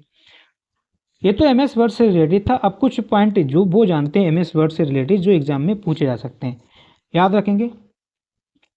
पहले यहाँ से चलते हैं कि मैक्रो क्या होता है। एमएस वर्ड में एक फंक्शन होता है मैक्रो होता है, और ये किस टैब में मिलता है, ये आपको इंसर्ट टैब में मिलता है। ठीक, कहाँ पर मिलता है, इंसर्ट पे आप क्लिक करेंगे तो आपको मैक्रो मिलता है। याद रखिए मैक्रो का काम क्या होता है। जैसे कि हम इसको थोड़ा यहाँ पर बताते हैं, नीचे देखिए यहाँ पर, जैसे कि हमें लिखना है इंडिया, इंडिया को हमें बोल्ड लिखना है। बहुत अच्छे से बोल्ड लिख दिया हमने, ये इंडिया हमने बोल्ड कर दिया, हमने तिरछा इटैलिक भी कर दिया और अंडरलाइन भी कर दिया। दरअसल जब हम इंडिया को टाइप करेंगे तो नॉर्मली वो इंडिया ऐसे टाइप होगा, छोटा फॉन्ट होगा। ये हमने नॉर्मल टाइप कर दिया। हम चाहते हैं कि इस इंडिया को अच्छा दिखे, तो हमने इसको बोल्ड कर दिया, फॉन्ट साइज भी बढ़ा दिया, और हमने इसमें अंडरलाइन भी कर दिया। या हम इस पर जो भी कमांड देंगे वो सारी कमांड हम मैक्रो ऑन कर देते हैं। मैक्रो क्या होता है, ऑन कर देते हैं। हमने जो जो इंडिया के साथ किया उसको अच्छा करने के लिए, उससे अच्छा दिखाने के लिए, और इंडिया ऐसा लिख गया, वो सारा मैक्रो में क्या होता है, वो सारी चीज़ें कमांड्स जो है मैक्रो में रिकॉर्ड हो जाती हैं। अब अगेन जब हम दोबारा हम इस इंडिया को, मानो कि फिर हम इंडिया को लिखना चाहते हैं, इंडिया को हम दोबारा फिर सजाना चाहते हैं, या कोई भारत शब्द ले लिया, ठीक, तो जो जो काम हमने इंडिया के साथ किया है वो हम यही करना चाहते हैं। क्या हम दोबारा ये काम फिर से करेंगे, इटैलिक बोल्ड फॉन्ट बढ़ाएंगे? नहीं। फिर हम क्या करेंगे, मैक्रो का इस्तेमाल करके यहाँ पर क्लिक कर देंगे, रन कर देंगे। तो जैसा हमने इंडिया लिखने में जो टाइम व्यतीत किया था, हम लोगों ने जो भी चीज़ें की थी, वो भारत को ऐसा लिखने में नहीं करना पड़ेगा। बात समझ में आई होगी कि कहने का मतलब ये है कि मैक्रो आपने जो काम किया है किसी के साथ वो रिकॉर्ड कर लेता है, उसको सेव कर लेता है। अब वही चीज़ आप चाहते हैं तो मैक्रो में क्लिक कीजिए, वो वैसे ही बनकर आपको तैयार दे देगी, आपका समय बचाएगी। बात समझ में आए, मैक्रो का काम ये होता है। क्लियर है? तो मैक्रो एमएस वर्ड का बहुत उपयोगी भाग है। इसके द्वारा एमएस वर्ड में दस्तावेजों के ऊपर किए गए कार्यों का रिकॉर्ड करते हैं। आपने जो भी डॉक्यूमेंट्स पे काम किया है उस पर कार्य करता है, उसको रिकॉर्ड करता है, एवं उसे आवश्यकता अनुसार देख भी सकते हैं। ठीक है, याद रखेंगे। एमएस वर्ड में ये ड्रॉप कैप क्या होता है, ड्रॉप कैप क्या होता है ये हम समझते हैं। एमएस वर्ड में चयनित किए गए परिच्छेद का मतलब पैराग्राफ के प्रथम अक्षर को अन्य अक्षरों से बड़ा करना आपका ड्रॉप कैप होता है। जैसे आपने अमूमन न्यूज़पेपर देखते होंगे या कोई अच्छी किताब राइटर्स की पढ़ते होंगे, तो उसके पैराग्राफ में पहला ऐसा शब्द लिखा होता है बड़ा, फिर उसके बाद छोटे शब्द लिखे होते हैं ना, राम, फिर नॉर्मल हो जाता है ना। एक पहला पैराग्राफ का पहला अक्षर को बड़ा करना, वो आपका ड्रॉप कैप कहलाता है। ये बात समझ में आए। अगला पॉइंट क्या कह रहा है, जब कोई उपयोगकर्ता हाइपरलिंक पर माउस ले जाता, हाँ ये भी पॉइंट पूछा जा सकता है कि अब एमएस वर्ड आप चला रहे हैं और आपका माउस जो था कर्सर वो हाइपरलिंक में चला गया, तो ये माउस जो कर्सर है उसकी आकृति कैसी हो जाती है, उसका आकार कैसा होता है। अमूमन आप जानते हैं कि एरो की तरह हमारा माउस होता है। जब ये एरो माउस का जो पॉइंटर है वो हाइपरलिंक पे चला जाता है तो ये बदल जाता है और ये हाथ की तरह हो जाता है। ऐसे कुछ आपने देखा होगा, ऐसे ऐसे ऐसे, है ना, इस तरह से हाथ की तरह ऐसा हो जाता है हाइपर लिंक पर जाने पर। ये भी पॉइंट याद रखेंगे, इंपॉर्टेंट है। इधर देखते हैं क्या लिखा हुआ है। कह रहा है कि एमएस वर्ड के दस्तावेज को पासवर्ड से सुरक्षित करने के लिए आपको इनक्रिप्टेड डॉक्यूमेंट्स विकल्प का प्रयोग किया जाता है। अच्छा, एमएस वर्ड में आप किसी डॉक्यूमेंट्स में पासवर्ड लगाना चाहते हैं तो किस विकल्प का इस्तेमाल करेंगे, हम इनक्रिप्टेड डॉक्यूमेंट का इस्तेमाल करेंगे। अगला पॉइंट क्या कह रहा है कि एमएस वर्ड में वेब लेआउट का तात्पर्य क्या है, डॉक्यूमेंट्स को वेब पेज के रूप में देखना। देखो, डॉक्यूमेंट्स को आप वेब पेज के रूप में देखना चाहते हैं तो इसका मतलब होता है वेब लेआउट का इस्तेमाल आप करेंगे। उम्मीद करता हूँ ये बिंदु समझ में आएंगे, इंपॉर्टेंट है। अगला प्रश्न क्या कह रहा है? अगला प्रश्न कह रहा है कि फेसबुक द्वारा ऐतिहासिक रूप से उपयोग किए जाने वाले कौन सा एल्गोरिदम, कॉमा, उपयोगकर्ता के समाचार फीड में पोस्ट को रैंक करने के लिए बंधुत्व, वजन और समय के क्षण को कारक बनाता है। तो याद रखेंगे, ये क्वेश्चन याद करेंगे। एज रैंक आपका इस्तेमाल होता है फीडबैक देने के लिए। क्लियर है? फेसबुक की बात करें तो इसकी स्थापना 2004 में हुई। सीईओ और संस्थापक की बात करें तो मार्क जुकरबर्ग इसके सीईओ हैं या संस्थापक हैं। इसकी पेरेंट कंपनी पूछी जाए तो मेटा फेसबुक की पेरेंट कंपनी है। मेटा का सिंबल आप जानते हैं कुछ इस तरह से होता है, मेटा का देख लेंगे। अगला प्रश्न 9 नंबर क्या कह रहा है? ये भी अच्छा प्रश्न है। कह रहा है कि अभिकथन दिया और कारण दिया, ऐसे प्रश्न आजकल पूछे जाते हैं। पहले हम देखते हैं स्टेटमेंट, देखते हैं, फिर उसका रीजन देखते हैं। कह रहा है कि जीरो ट्रस्ट सुरक्षा मॉडल नाम में ही आ रहा है, जीरो ट्रस्ट सुरक्षा मॉडल, यानी कि किसी भी आप पर जीरो ट्रस्ट है।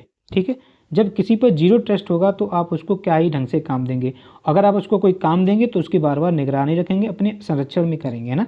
जीरो ट्रस्ट ही है, तो ऐसे भी समझ सकते हैं। तो कह रहा है कि जीरो ट्रस्ट सुरक्षा मॉडल यह मानता है कि कोई भी नेटवर्क ट्रैफिक स्वाभाविक रूप से भरोसेमंद नहीं है। ये तो बात बिल्कुल सही है। जब जीरो ट्रस्ट ही है तो हम ये कैसे मानेंगे कि कोई भी नेटवर्क भरोसेमंद है? यानी कि ये कथन अपने आप में सही है। जीरो ट्रस्ट ऐसा मानता है कि कोई भी नेटवर्क ट्रैफिक स्वाभाविक रूप से भरोसेमंद नहीं है। ये बात सही है। कारण क्या है ये देखते हैं। जीरो ट्रस्ट के लिए सभी उपयोगकर्ताओं और डिवाइसों के निरंतर सत्यापन की आवश्यकता होती है, चाहे वे कहीं भी हो। भाई जब जीरो ट्रस्ट है तो हम बार बार उसकी सत्यापन करेंगे, चेक करेंगे। ये रीजन भी सही है, अतः इसका आंसर हो जाएगा दोनों सही हैं और कारण अपकथन की सही व्याख्या करता है। क्लियर है? बाकी ये जीरो मॉडल ट्रस्ट होता क्या है ये आगे हम लोग डिस्कस करेंगे। अगला प्रश्न पूछा गया था, ये मैचिंग में था कि क्लाउड कंप्यूटिंग क्या होता है, मैच करो। वर्चुअलाइजेशन क्या है, उसमें देखो साड़ी में मैच करो। एज कंप्यूटिंग क्या होती है, ये मैच करो। और क्वांटम कंप्यूटिंग क्या होती है, ये मैच करो। क्लाउड का मतलब आप जानते हैं बादल, है ना।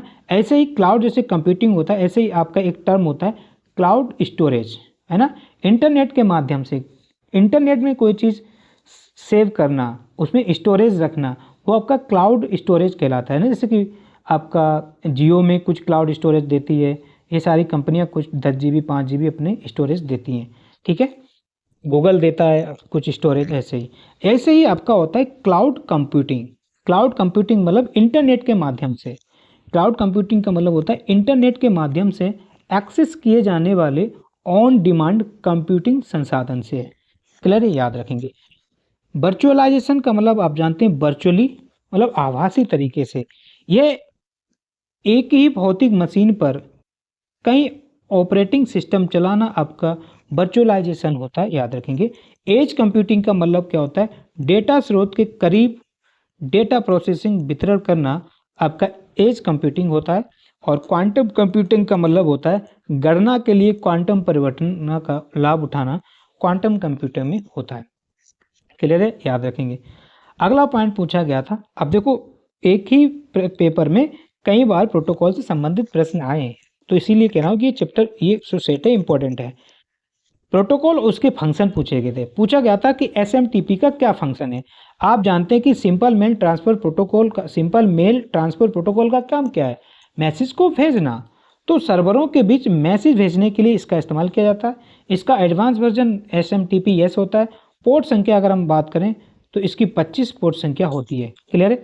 IMP के मतलब जाने तो IMP जानते हैं कि इंटरनेट मैसेज एक्सेस प्रोटोकॉल है। ये सर्वर पर ईमेल पुनः प्राप्त करने और सिंक्रोनाइज करने के लिए इसका इस्तेमाल किया जाता है। POP3 आप जानते हैं कि मैसेज को प्राप्त करने के लिए, रिसीव करने के लिए इसका इस्तेमाल किया जाता है, या ईमेल डाउनलोड करने के लिए जाता है। पोस्ट ऑफिस प्रोटोकॉल इसका फुल फॉर्म है। पोर्ट संख्या इसकी 110। MIME का मतलब है मल्टीपर्पज़, आई से आपका internet mail extension. Multipurpose internet mail extension इसकी फुल फॉर्म में, याद रखेंगे। ये मल्टीमीडिया ईमेल संदेशों को फॉर्मेट करने के लिए एक मानक है, याद रखेंगे।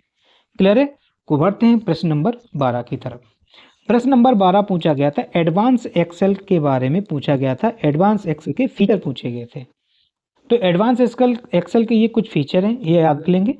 एडवांस एक्सेल या एक्सेल अपने आप में बड़ा चैप्टर है, तो बस ये फीचर याद कर लेंगे। एडवांस एक्सेल में क्या होता है कि जो इफ़ नाम का फंक्शन होता है ना। एक्सेल में कुछ फंक्शन होते हैं, फार्मूले होते हैं। तो इफ़ फंक्शन मानों की यानी कि वैल्यू के बीच तार्किक तुलना की अनुमति देता है। इफ़ यही तो होता, इफ़ आपका क्या करता है, हम भी बोलते हैं यदि कंडीशन लगता है, यानी कि आप तार्किक तुलना करते हैं। तो यह फंक्शन जो है, जो भी वैल्यू आप इंटर करते हैं उसके बीच में लॉजिकल या तार्किक तुलना करता है, तुलना करने की अनुमति देता है। इफ फंक्शन एडवांस एक्सेल में कह रहा है कि ये बात सही है। हाँ, ये बात अपने आप में सही है, याद कर लेंगे। क्लियर है? नंबर दूसरा पॉइंट का एडवांस एक्सेल के बारे में, कंडीशनल फॉर्मेटिंग से सेल दिखावट को मानदंडों के आधार पर बदला जा सकता है। बिल्कुल सही बात है। कंडीशनल फॉर्मेटिंग के आधार पर आप क्या कर सकते हैं, सेल दिखावट को मानदंडों के आधार पर बदल सकते हैं। ये भी बात सही है, याद कर लेंगे। अगला क्या है, मैक्रोज। मैक्रोज हम लोगों ने आपको देखा था, एमएस वर्ड में भी देखा था। मैक्रोज का काम क्या होता है, यदि आपने किसी डेटा पर कोई काम किया है, उसको रिकॉर्ड कर लिया, फिर दोबारा आप वही चीज़ें करना चाहते हो, तो उसको दोहराने बगैर ही हम मैक्रो का इस्तेमाल करके ऑटोमेटिक उसको वो चीज़ सेट कर सकते हैं। वही बात यहाँ पर होगी। मैक्रोज का उपयोग एक्सेल में दोहराए जाने वाले कार्यों को स्वचालित करने के लिए रिकॉर्ड किया जाता है या किया जाता है, याद रखेंगे, ये भी इंपॉर्टेंट है। तो ये एमएस एक्सेल के बारे एडवांस एक्सेल के बारे में ये कुछ बिंदु याद रखेंगे। बढ़ते हैं अगले प्रश्न की तरफ। प्रश्न नंबर 13 क्या कह रहा है? 13 ये कह रहा है कि कौन सी पृष्ठ वितरण भाषा उच्च गुणवत्ता वाले प्रिंटर आउटपुट से सबसे अधिक जुड़ी है, विशेष रूप से लेजर प्रिंटरों में। तो ये याद रख लेंगे। कह रहा है कि प्रिंटरों में जो भाषा इस्तेमाल की जाती है लेजर प्रिंटरों में मोस्टली, वो कौन सी होती है? पोस्ट स्क्रिप्ट भाषा होती है, याद रखेंगे, इंपॉर्टेंट है। क्लियर? अगर हम प्रिंटर की बात करें, यहाँ से इंपॉर्टेंट पॉइंट बनते हैं। प्रिंटर क्या होता है? प्रिंटर आपकी एक आउटपुट डिवाइस है, ये आप लोग तो जानते होंगे आसानी से। प्रिंटर आपकी आउटपुट डिवाइस है। ये कंप्यूटर से परिणामों को विद्युत तरंगों के रूप में प्राप्त करता है। ये भी याद रखेंगे, किस रूप में प्राप्त करता है? परिणामों को ये विद्युत तरंगों के रूप में प्राप्त करता है। प्रिंटर के टाइप देखें तो प्रिंटर मेनली दो प्रकार के होते हैं। प्रिंटर कितने प्रकार के होते हैं? दो प्रकार के होते हैं। एक होता है इम्पैक्ट प्रिंटर और दूसरा होता है non impact printer. Impact printer जो होते हैं, खट खट खट की जो आवाज़ आती है, वो इम्पैक्ट प्रिंटर होते हैं, और दूसरे होते हैं non impact printer. Impact printer के अंतर्गत कौन कौन से प्रिंटर इम्पैक्ट प्रिंटर हैं, ये भी पूछा जाता है। तो डॉट मैट्रिक्स प्रिंटर आपका क्या है? आपका एक इम्पैक्ट प्रिंटर है। डेजी व्हील प्रिंटर आपका इम्पैक्ट प्रिंटर है। ये पूछे जाते हैं कि किस प्रकार का प्रिंटर, याद रखेंगे। ड्रम प्रिंटर आपका इम्पैक्ट प्रिंटर है। चैन प्रिंटर आपका इम्पैक्ट प्रिंटर है। इनमें से डॉट मैट्रिक्स प्रिंटर और डेजी व्हील प्रिंटर, ये दोनों आपके करेक्टर प्रिंटर होते हैं, याद रखेंगे। तो कौन कौन से प्रिंटर करेक्टर प्रिंटर हैं? डॉट मैट्रिक्स और आपका Daisy wheel printer character printer हैं। ये एक एक करेक्टर को प्रिंट करते हैं, खट खट खट खट की आवाज़ करके, ठीक है। जबकि ड्रम प्रिंटर और चैन प्रिंटर आपके लाइन प्रिंटर होते हैं, ये पूरी लाइन को प्रिंट करते हैं। ये बात समझ में आए? अब इनका इस्तेमाल कम होता है इम्पैक्ट प्रिंटर का, ठीक है। बहुत कोई जो करता हो तो करता हो। बात करते हैं दूसरे प्रिंटर के टाइप की, non impact printer. Non impact printer के अंतर्गत आपका इंकजेट प्रिंटर आ जाता है, थर्मल प्रिंटर आ जाता है और आपका लेज़र प्रिंटर आ जाता है, जो कि सबसे अच्छा माना जाता है और इसके इस्तेमाल सबसे ज़्यादा होता है। इंकजेट प्रिंटर में इंक का इस्तेमाल होता है और इसमें 4 नोजल होती हैं। कौन कौन सी नोजल होती हैं ये भी याद रखेंगे। CM/K। आपने अगर आपके फ़ोटो कॉपी या जो कैमरे वाली दुकानों में जाते हैं वहाँ पर देखा होगा CM/K। C का मतलब होता है सियान, M का मतलब होता है मैजेंटा कलर, बाय से येलो कलर और की से आपका के यानी कि ब्लैक कलर होता है। 4 कलर नोजल होते हैं। ये कौन कौन से होते हैं? CM/K होते हैं, याद रखेंगे, इंपॉर्टेंट है। लेजर प्रिंटर का विकास 1981 ईस्वी में हुआ था। फर्स्ट लेजर प्रिंटर आपसे पूछे जाए तो जीरोक्स स्टार 8010 पहला लेजर प्रिंटर है, याद रखेंगे। क्लियर है? बढ़ते हैं नेक्स्ट प्रश्न की तरफ। प्रश्न नंबर 14 क्या पूछा जा रहा है? ये भी MS एक्सेल से संबंधित प्रश्न है। अभिकथन एंड कारण। MS एक्सेल में कह रहा है कि पाइवोट टेबल्स बड़े डेटाबेस के गतिशील संक्षेपण और विश्लेषण की सक्षम बनाता है। ये पाइवोट टेबल क्या है ना, जो बड़े बड़े कॉरपोरेट कंपनियां होती हैं, अगर आपने पाइवोट टेबल का अच्छा इस्तेमाल किया है और आप कंपनी में काम कर रहे हैं, तो ये पाइवोट टेबल आपको बहुत ज़्यादा हेल्प करती है। दरअसल पाइवोट टेबल का उद्देश्य क्या है, बहुत बड़े डेटा को सिंथेसाइज करना, उसको क्रमबद्ध तरीके से सेट करना। अब देखो, आप 10-20-100 डेटा को तो आराम से बचाते हैं, 10-10 20-20 हज़ार लोगों का डेटा हो तो आप कैसे वहाँ पर मैनेज करेंगे। तो वहाँ पर पाइवोट टेबल का इस्तेमाल कर डेटा को आसान तरीके से प्रस्तुत किया जाता है अपने सीनियर के सामने। कारण देखते हैं। पाइवोट टेबल उपयोगकर्ताओं को जटिल सूत्रों को मैनुअल रूप से लिखे बिना डेटा को पुनर्व्यवस्थित, फिल्टर और एकत्र करने की अनुमति देता है। ये बात दोनों की सही है और कारण भी सही है। पाइवोट टेबल आपका पॉजिटिव होता है, अच्छा होता है, बस इतना याद रखेंगे। इसको जरा हम देख लेते हैं कि इसके फॉर्म में पाइवोट टेबल है क्या, कहाँ मिलती है। जैसे कि ये आपका क्या है, एक बहुत बड़ा डेटा है, ये किसी कंपनी का डेटा है। अभी तो यहाँ पर कम है, बहुत सारे कई लोग 10-10 हज़ार लोगों का डेटा होता है। ठीक है, पहले तो हम ये बताएंगे कि पाइवोट टेबल का ऑप्शन जो है MS एक्सेल में किस टैब पर मिलता है। तो आप इंसर्ट टैब पर जाएंगे, इंसर्ट पर आप क्लिक करेंगे तो ये यहाँ पर देख रहे पाइवोट टेबल मिलती है। ठीक है, पाइवोट टेबल में बनाने के लिए आपको पहले क्या होगा, जो भी आप लिस्ट दी जाती है उनको Alt+A करके सिलेक्ट कर लेते हैं और पाइवोट टेबल में सेट कर लेते हैं। ये अब ये तो इतना हमें पाइवोट टेबल के बारे में नहीं पता है, बट हम आपको एग्जाम ओरिएंटेड बता दे रहे हैं। ठीक है, इसके अलावा पाइवोट टेबल जब खुल जाती है तो पाइवोट टेबल के क्या क्या ऑप्शन होते हैं ये हम देखेंगे। पाइवोट टेबल इस तरह से हो जाती है, बाकी अपना सेट कर लेते हैं, फार्मूला लगा लेते हैं, जो आपने एंट्री की है वहाँ पर डेटा में वो सब नाम आ जाते हैं यहाँ पर। और इसके फील्ड याद रखेंगे, इसके मोस्टली फील्ड 4 दिखाई देते हैं। फिल्टर आता है, कॉलम आता है, रो आता है और वैल्यूज आती है, यहाँ पर ये याद रखेंगे। ठीक है, इतना पाइवोट टेबल आपका बड़े डाटा को संसाधित करके बढ़िया तरीके से प्रेजेंट करने में आसानी होती है कुल मिलाकर। बढ़ते हैं अगले प्रश्न की तरफ। प्रश्न नंबर 15 क्या कह रहा है। प्रश्न नंबर 15 ये कह रहा है कि MS वर्ड में मेल मर्ज सुविधा का प्राथमिक उद्देश्य क्या है। कह रहा है कि जो MS वर्ड है उसमें मेल मर्ज सुविधा, जो मेल मर्ज सुविधा दी जाती है, इसका प्राथमिक उद्देश्य क्या है। यहाँ पर ध्यान देना, क्या पूछा है, प्राथमिक उद्देश्य पूछा है। वैसे कई उद्देश्य होते हैं, तो प्राथमिक उद्देश्य क्या है, ये जो रेड कलर से लिखा हुआ है यही प्राथमिक उद्देश्य है, यही आयोग ने इसका आंसर दिया था। तो MS वर्ड में मेल मर्ज का प्राथमिक उद्देश्य अगर हम देखें तो मुख्य दस्तावेजों को डेटा स्रोत के साथ मर्ज करके व्यक्तिगत दस्तावेज बनाना, इसका मुख्य उद्देश्य इंपॉर्टेंट है। इसके अलावा और क्या क्या मेल मर्ज की सुविधा से हमें फ़ायदा मिलता है। मेल मर्ज का उपयोग कर आप एक पत्र को एक से अधिक लोगों के पास भेजने के लिए भी किया जाता है। ठीक है, मेल मर्ज क्या करते हैं, मर्ज को मेल कर देते हैं और एक से अधिक लोगों को आप भेज सकते हैं। अब अगला याद रखेंगे, मेल मर्ज सेल क्या होती है। देखो, मेल मर्ज अलग है, मर्ज सेल अलग है। सेलों को मर्ज करना, ठीक है, एक से अधिक सेल मिलाकर एक नई सेल बनाना आपका मर्ज सेल कहलाता है। जैसे आप जानते हैं कि ये कोई 2 सेल हैं, एक सेल ये सेल, आप इसको एक सेल बनाना चाहते हैं तो सेल को आप क्या करेंगे, सिलेक्ट करेंगे और मर्ज जाकर ऑप्शन कर देंगे, तो यानी कि ये सेल एक सेल हो जाएगी। तो ये होता है आपका मर्ज सेल। स्प्लिट सेल क्या होता है, स्प्लिट का मतलब होता है विभाजित करना, अलग अलग करना।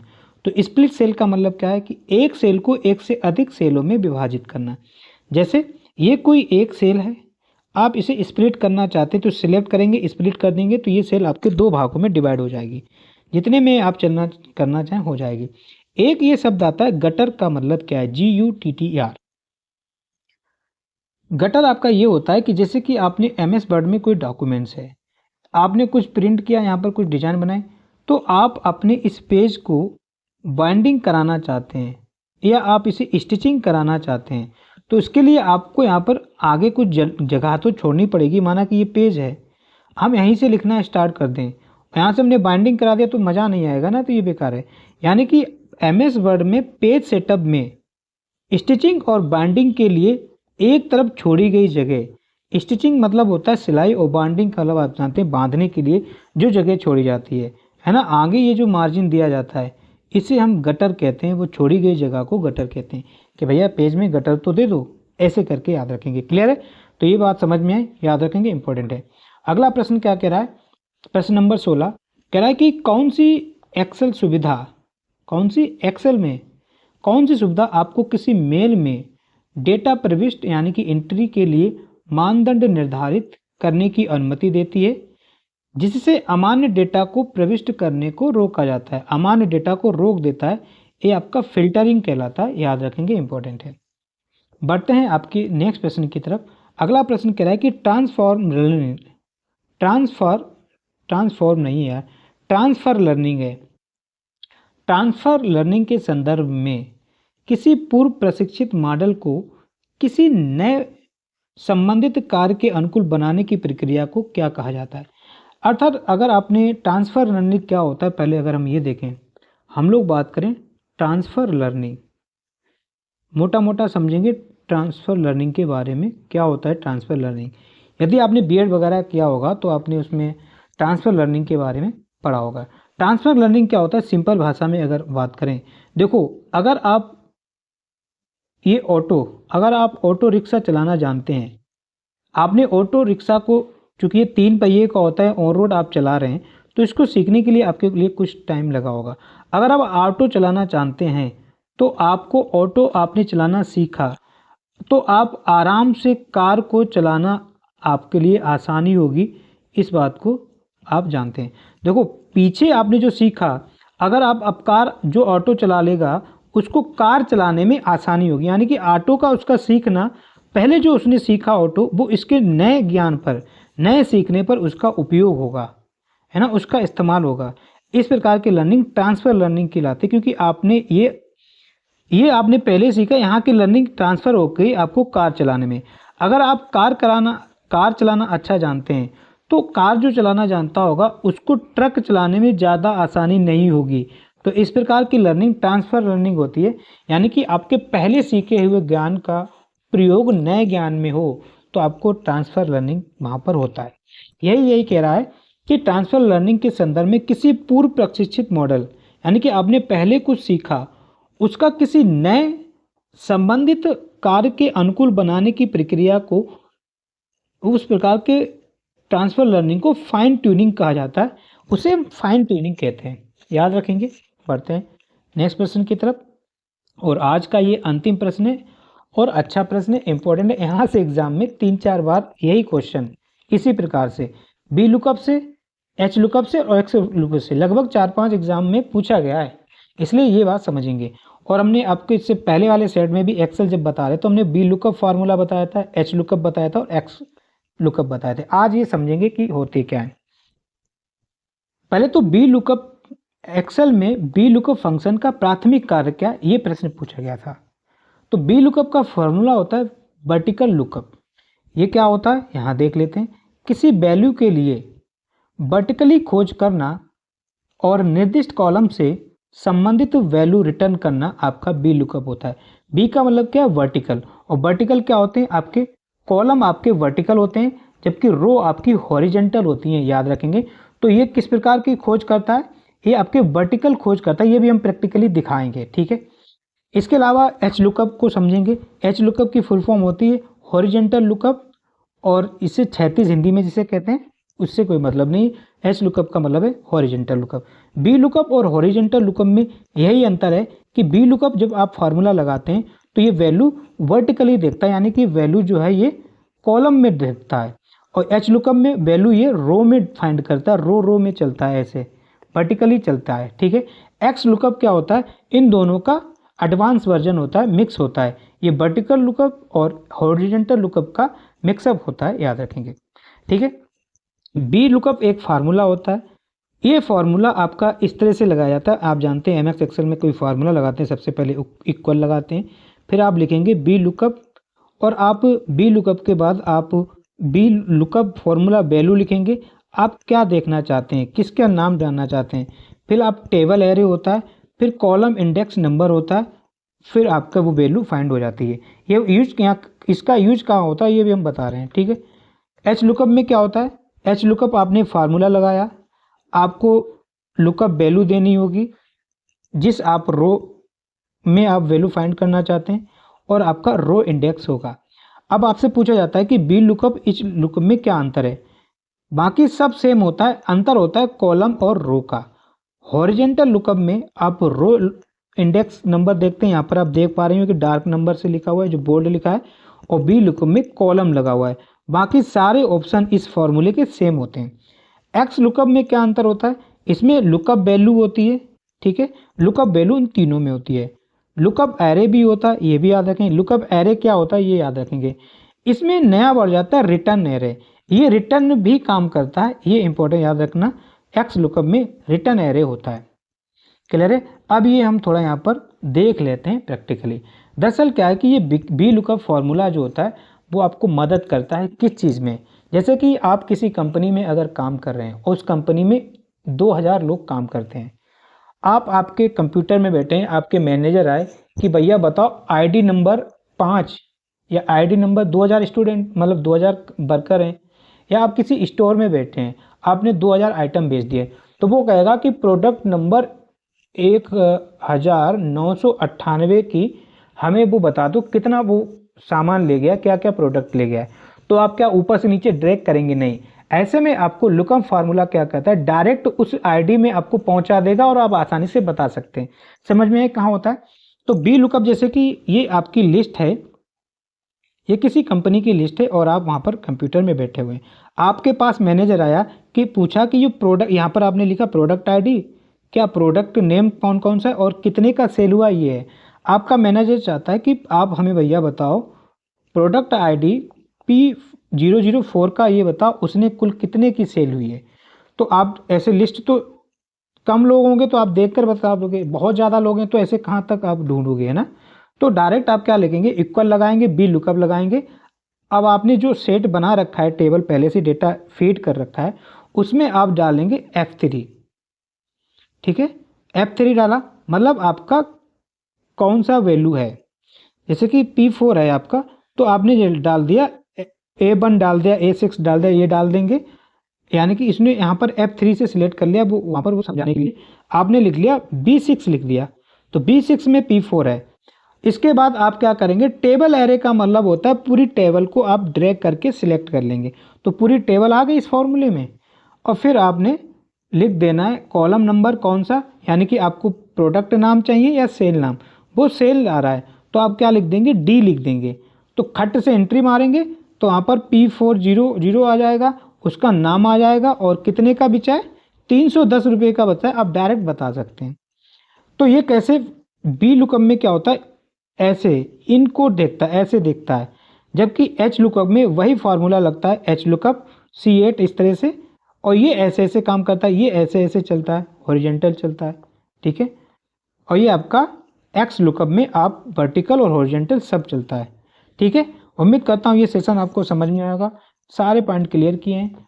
अगर आपको ये सेशन अच्छा लगा हो तो वीडियो को लाइक करें, चैनल में नए हैं तो चैनल को सब्सक्राइब करें और अपने दोस्तों तक शेयर करें। सो थैंक यू दोस्तों, जय हिंद, जय भारत।